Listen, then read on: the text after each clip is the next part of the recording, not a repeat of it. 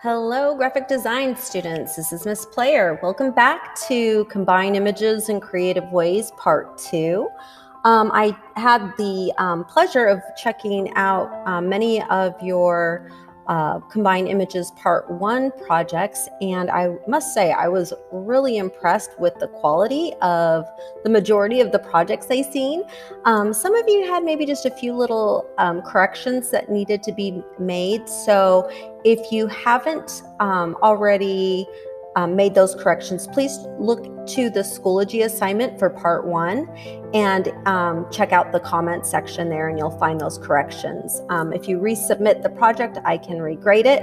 And you'll want to make those corrections anyway because this is a tiered project, meaning because we're building on the first part of the project, you'll want going forward to incorporate whatever corrections you were given, just so that you can hopefully get the best grade possible at the end of the project.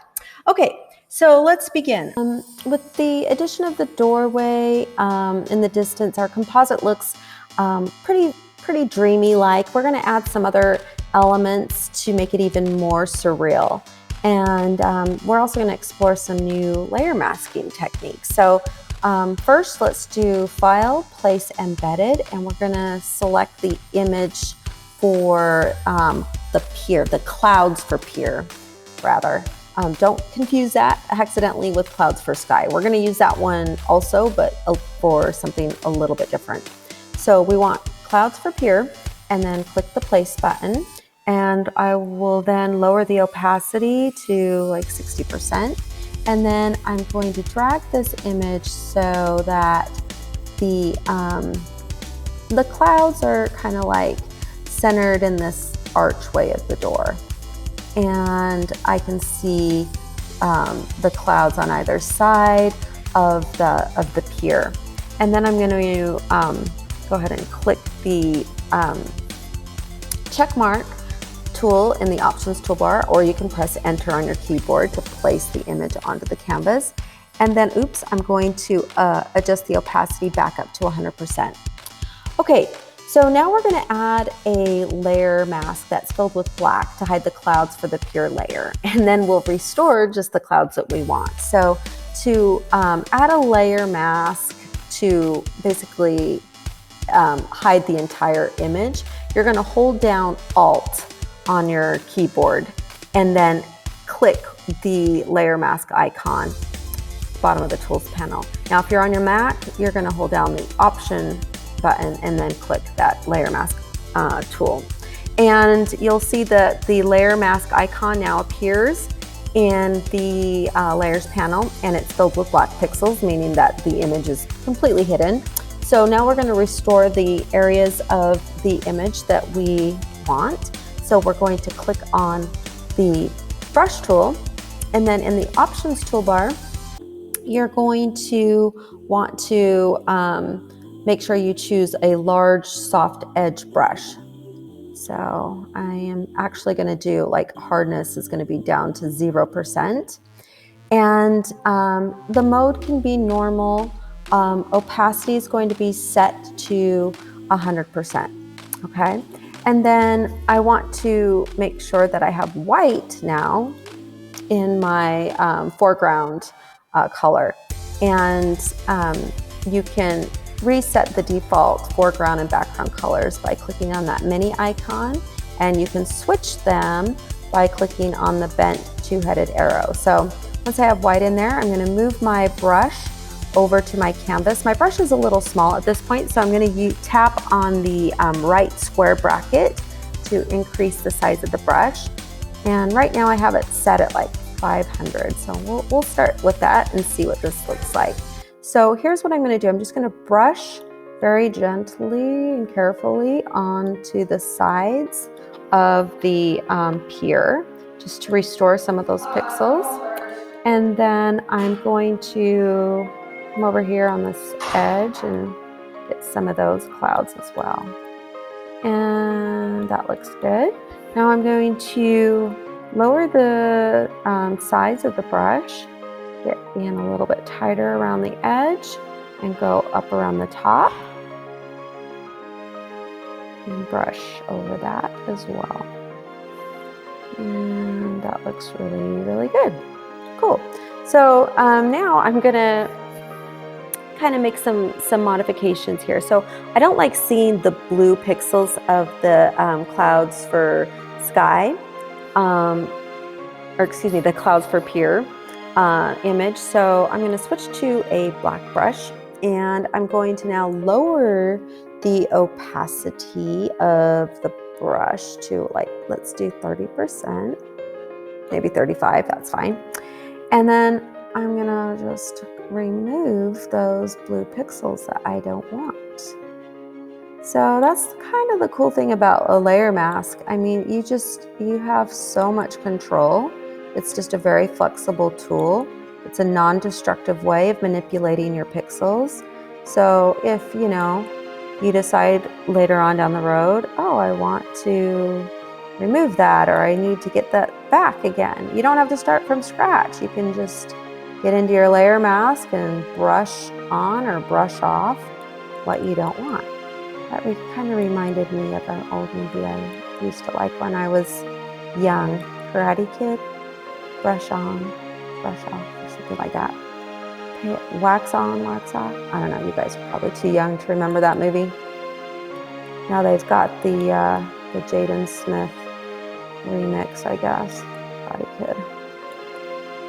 Back in the day, it was Ralph Macchio. Okay. I'm just killing time as I'm masking this out. Feel free to mute me. Okay. So that's looking pretty good. It's not a science. It's just kind of like personal preference on what you like. Sometimes I'll think I have something done, and then later I'll look at it again and I'm like, oh, I need to fix that. So, but that's okay, because, that's the great thing about Photoshop. Okay, so I could probably sit here and tweak out on this for a really long time, but I'm going to spare you the agony. That looks good. I'm going to be settled and satisfied for now, at least. So let's move on. Okay, so now we're going to add another important part of the story. We're going to click on File, Place Embedded, and choose the Sailboat JPEG. And there that is. For this element, I'm not going to resize it. I'm just going to press Enter to place it on the canvas. I do want to hide the gray surrounding areas around the sailboat image, obviously. But I'm going to I want to show you guys a different technique for that.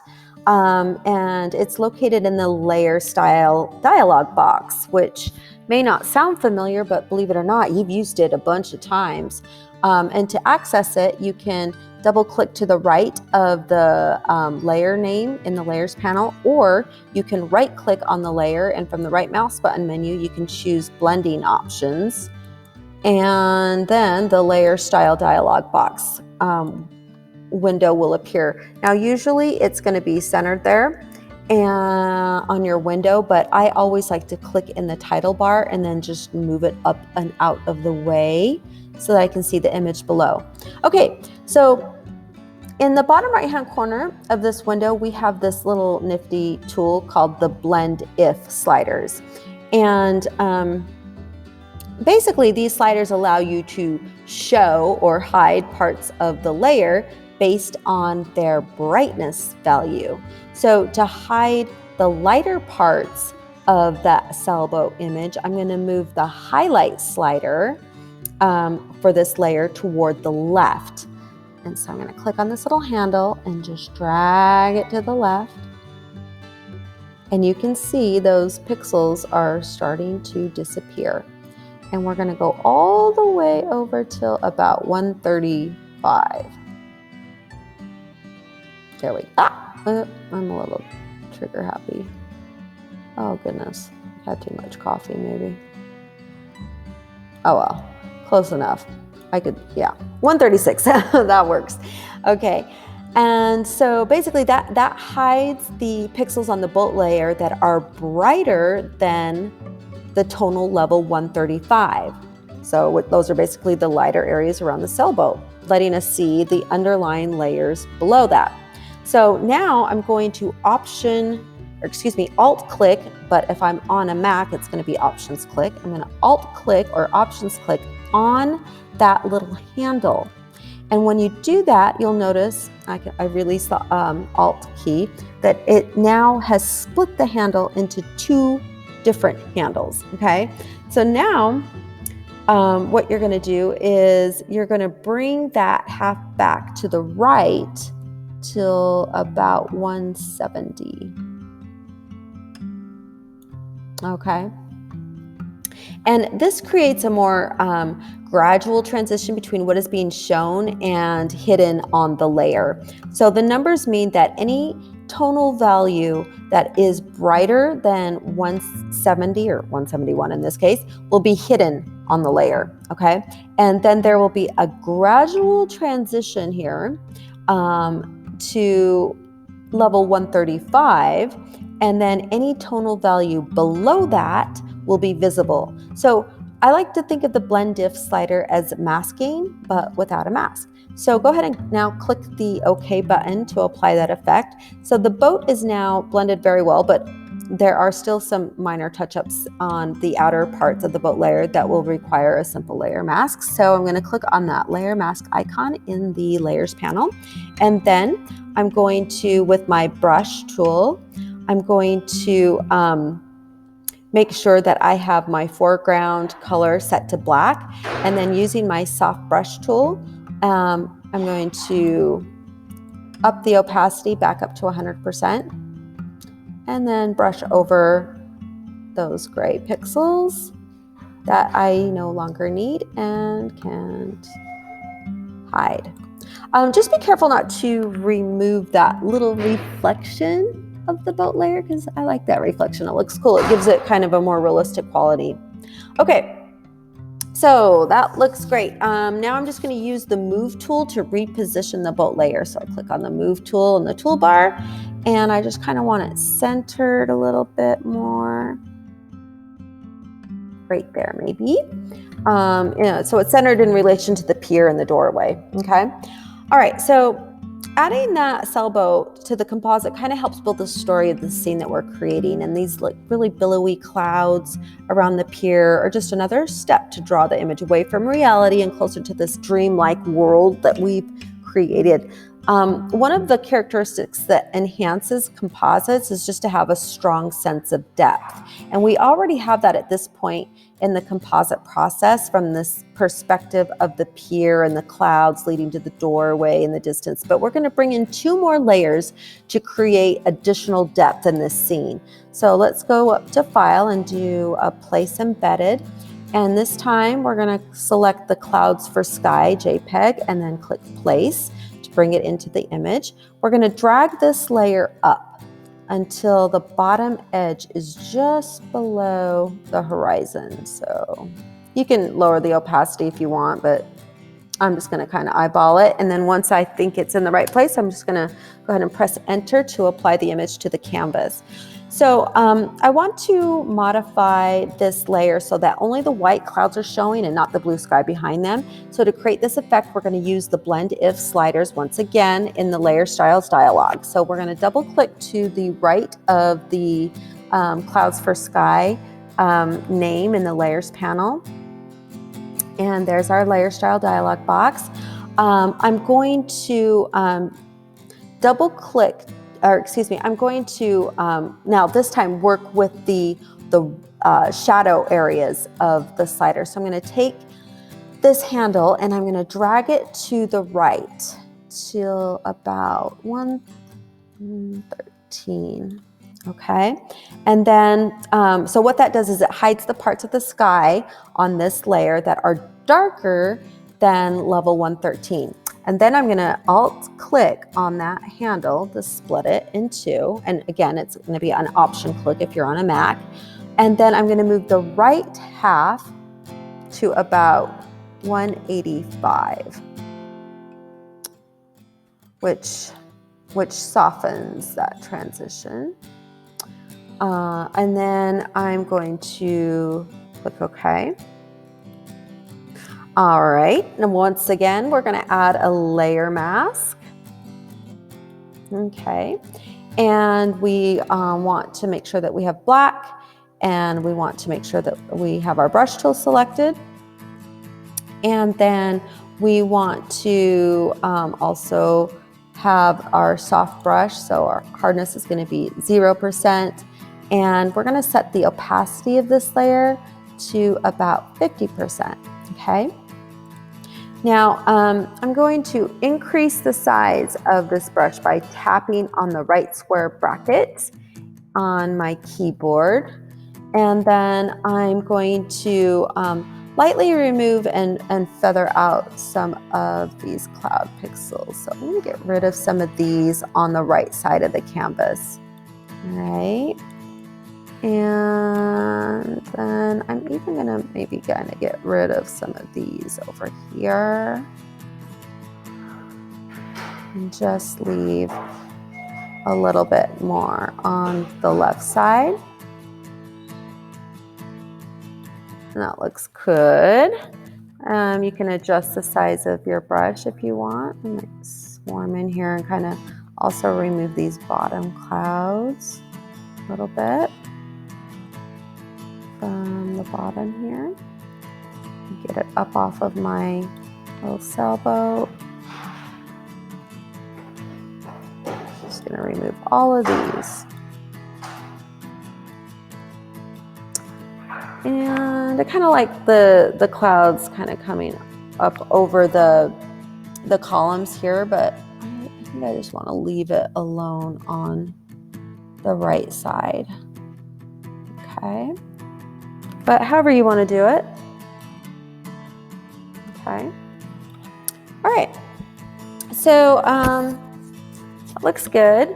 Next, we're going to add a little bit of wildlife to the composite. So I'm going to click File, Place Embedded, and we're going to add the birds image. Click the Place button. Boom, there they are. And then we're going to do something I think that's just kind of cool. We're going to use a blend mode to remove the white pixels from this layer. So I'm going to click in the Layers panel and this drop down right here where it says Normal by default. And we're going to choose the multiply. Where is it? I've lost it. There it is at the top. And what that does is it removes the white pixels from a layer. So that makes it really easy. I love when I can use just a blend mode to get rid of the areas of an image or a layer that I don't need. Now the image is a little bit too big of scale for the composite. So what I'm going to do is in the options toolbar, I'm going to click in this area for setting the horizontal scale. And I'm just going to replace that value with 50. And basically it resizes that image to half its size. And then I'm going to click the check mark in the options bar to apply those changes. I'm going to click the move tool at the top of the toolbar there. And then I'm going to reposition the bird's layer so that the boat is kind of like in the space between these seagulls, just like that. Okay. All right. So bringing in the new layers that suggest foreground and background elements in the scene, such as the birds and the new clouds over the doorway, can be an effective way to build a sense of depth into your composite. Color is another important element in a composite, and the overall composite is looking pretty good now, but the colors on the door and the new clouds are a little bit out of sync with the warmer sunset colors in the background sky. So we're going to fix that. But before we do, I'm going to have you guys make a couple of little changes to your workspace area. So our layers panel is starting to get a little bit full. And if you're working on your Surface, chances are you don't have a lot of area in order to easily see all of the layers here. So what I think might be a good idea is if we close maybe some of these tab groups and expand the real estate, if you will, of the panel of our layers panel. So I'm going to right click up here in the area of our swatches panel group, and when I right click I can select close tab group. And if you still have oh, I forget what the other panel is, it might have been adjustments. If you still have the adjustments panel group open, if you'd like, you can keep that open, or you can close that tab group as well. Okay, so I just freed up a lot more space for my layers panel. And then before we do any more adjustments to color, I'm also going to take my sailboat layer and I'm going to drag it up to the very top of the layers panel. That way, just in case some of you guys had some of the clouds kind of covering up that sailboat, now it should be rested on top and nothing should be on top of it, kind of obscuring its placement on the composite. Okay, so let's go ahead and get started now. So we're gonna click on the sunset sky layer to make it active, and then we're gonna select the eyedropper tool from the toolbar. Eyedropper tool allows you to sample a pixel on your image, and then it will load it into the foreground color picker. So we're gonna click on some of the bright yellow orange color in our composite here. And this places that color in that foreground swatch like I'd mentioned. So now we're going to make the clouds for layer sky active. So I'm going to click on that layer in the layers panel. And then I'm going to click the add adjustment layer button, which is at the bottom of the layers panel. It's this icon that looks like a circle that's half shaded. And then we are going to choose solid color at the top of this little pop-up, and then click OK. So a solid color fill layer is created using that yellow-orange color that I added. So you'll notice though that fill layer is now obscuring all the layers below it with that flat color. So we're going to use a blend mode that will blend the color from this layer with the brightness and the details from the layers below. So in our layers panel, next to the word normal, there's that little drop down. We're going to click on that, and we're going to choose, let's see, the color blend mode down here at the bottom. Oh, and you know what? I just noticed I missed some pixels in my sailboat, but that's okay. And all right, so now the only problem is that it's still applying that effect to all of the layers, and I only really want to apply it to the clouds for sky layer.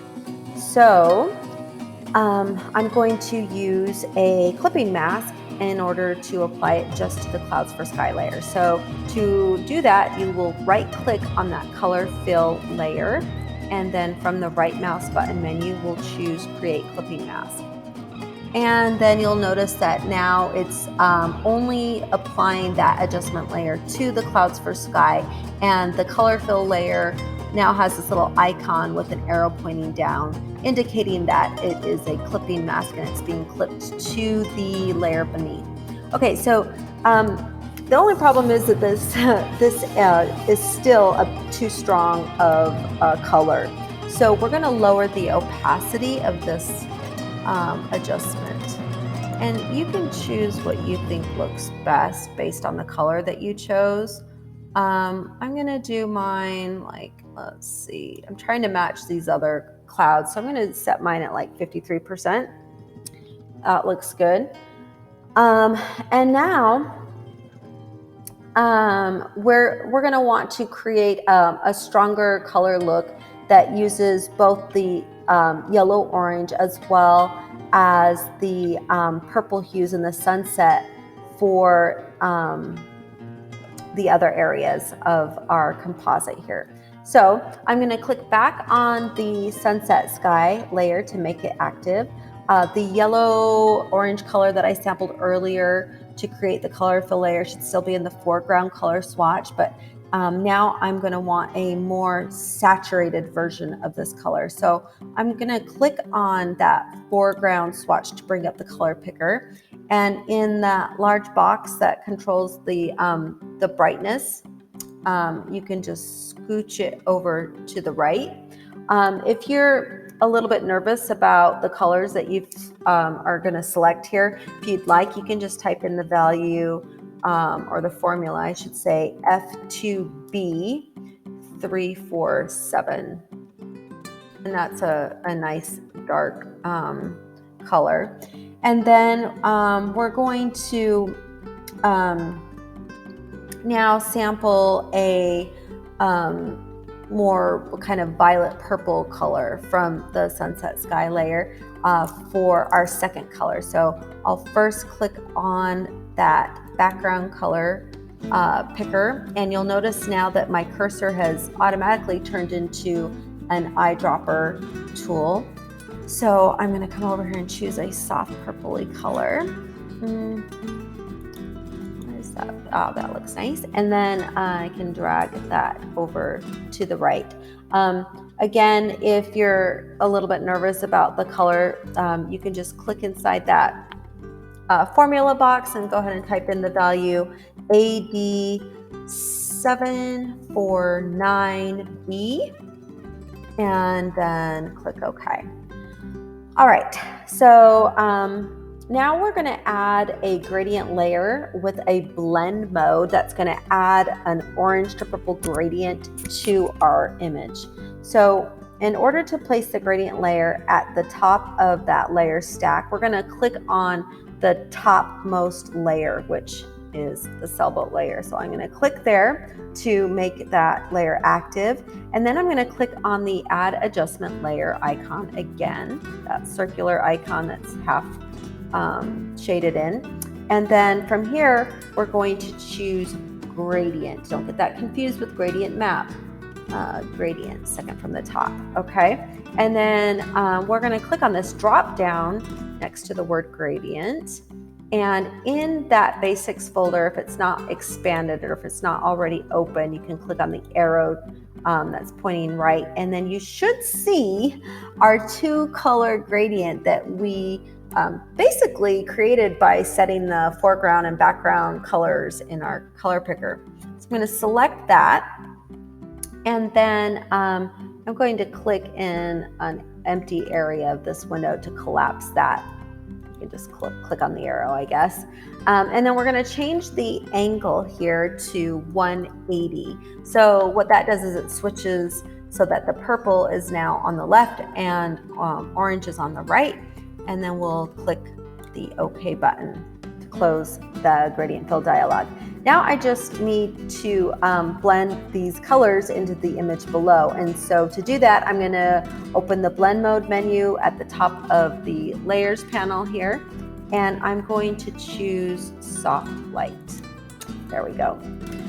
So you can kind of tell, I hope you can, that the areas like these clouds and the ocean on the left side are a little bit more purpley to match those purple tones and hues in the sunset sky. And then on the right side, they're a little bit more orange. And if you watch, I'm going to turn off that gradient fill, and so you can see what it looked like before the effect was applied. So now it just kind of gives it more of an overall, more consistent color tone, if you will. So the problem I see now is though that we have this orange area of the sky, and it's just a little bit too orangey yellowy now. It's a little bit too intense. So we're gonna switch to our brush tool, and with that gradient fill came an automatic layer mask. So I'm going to set black as my foreground color. I'm going to also set a soft brush, and somebody just rang the doorbell, so I'm gonna have to pause this video.